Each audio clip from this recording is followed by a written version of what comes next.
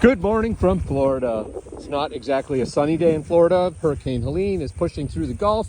We're not expected to suffer the impact of that in our region, but in other parts of the state, obviously, it's a life-threatening storm, a very serious event. Down here in Fort Myers, we're going to get a lot of rain. We'll get some wind, not too bad, but it was actually overnight. We got some pretty good gusts. What do we do? So in the days leading up to one of these events, this is one of the advantages of any kind of storm is it's coming.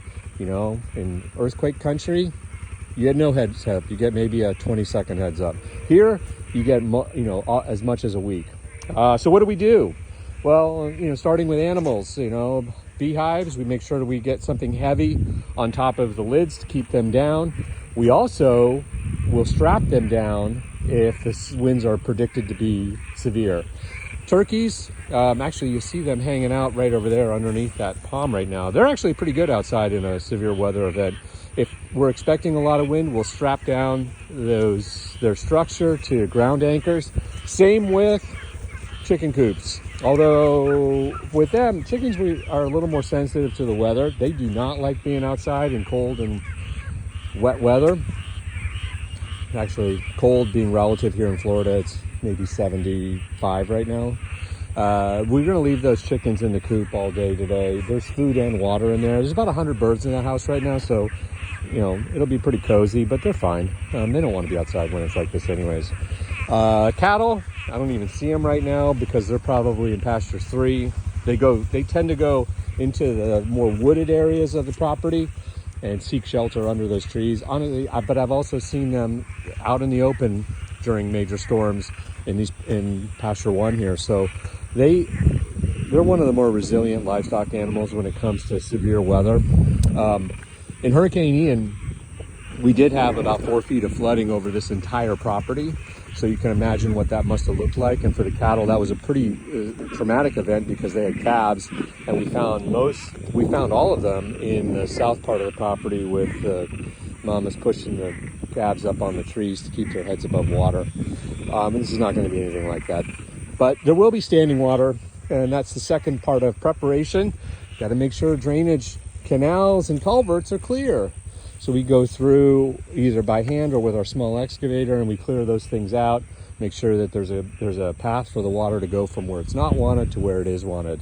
And where it is wanted is in the Caloosahatchee River right over here. Trees and other falling objects are the third major area of preparations. We do year-round tree maintenance here. As you can see, we have a lot of trees, and we have a lot of palms, which tend to drop fronds at the slightest breeze. And some of those can actually be pretty heavy when they fall. So in the days leading up to a major storm, we're going to go through and make sure that we've got everything either cut down or pruned back. Biggest issue, and we do carry a chainsaw with us here in the UTV in case we need to do a quick response on something. Major issue with trees are, will they block? Well, are they going to hit anything? Vehicles, equipment, structures, that's a big issue. And then are they going to block any entry or exit to the property? We have one way in, one way out, other than taking the boat. So, if we need to get in or out, we can't be dealing with a downed tree, so we need to respond to that pretty quickly. And then blocking drainage. Trees become a really effective dam against any kind of drainage culvert that you need to move water out. So we want to make sure we get those things taken care of pretty quickly. That's pretty much it for storm preparations here in Southwest Florida. I hope you have a great day. We're expecting some more rain throughout the day into the evening.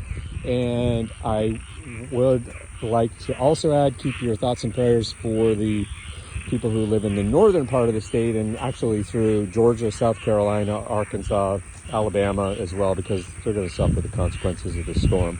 And it does appear to be rather significant. Have a great day.